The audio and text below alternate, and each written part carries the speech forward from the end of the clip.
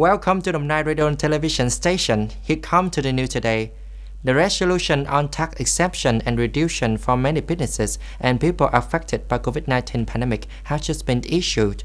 The fiscal package is expected to help businesses overcome difficulties to maintain and develop production and business in the upcoming time.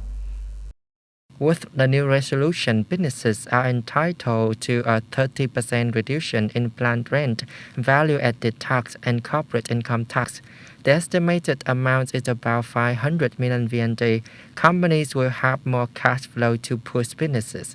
The National Assembly Standing Committee has issued a resolution on tax exemption and reduction of corporate income tax, personal income tax, and value-added tax for many businesses and people affected by COVID-19. According to the calculations, it is estimated that the total tax exemption and reduction package this time is about 21,300 billion VND. The implementation of tax exemption and reduction policies is a practical sharing and support of the state for businesses. Vietnam's Sustainable Development Index continued to increase 5 places globally compared to the previous year. After 5 years of implementing the goals, the results of the implementation of Vietnam's Sustainable Development Ranking Indices has continuously increased on the global scale in the period 2016 to 2020, thanks to the effort of accelerate sustainable development such as protecting the environment, limiting the risk of climate change, and improving the quality of life. In 2020, Vietnam is ranked 49th out of the 166 countries on the Sustainable Development Index, up 5 places compared with the year earlier. Between now and 2030, Vietnam is likely to achieve 5 of its 17 goals, including poverty eradication, hunger eradication, quality education, climate action, and global partnerships. The Civil Aviation Administration of Vietnam has just submitted to the Ministry of Transport a proposal to restore regular international flights in the 4 phases.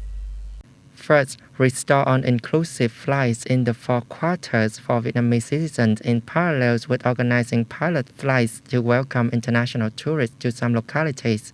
It is expected that the flights will be opened in Japan, Korea, Taiwan, Singapore, Thailand, Malaysia, France, Germany, Russia, Australia, and other markets when there is a need for labor rotation.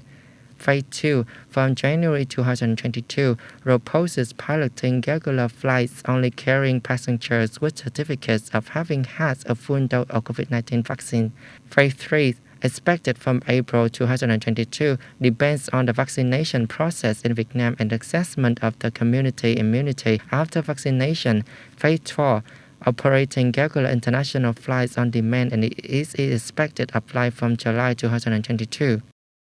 Turkish President Recep Tayyip Erdogan has ordered the Foreign Ministry to declare 10 ambassadors from Western countries for calling for the release of the philanthropist Osman Kavala.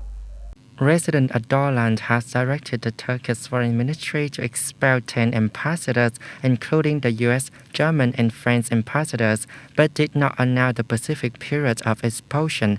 Earlier, in the joint statement on October 18th, the ambassador of the 10 Western countries mentioned a bold call on Turkey to release businessman Osman Kavala, who is facing the series of charges related to the anti-government protests in 2013 and a failed attempt to overthrow President Erdogan in 2016.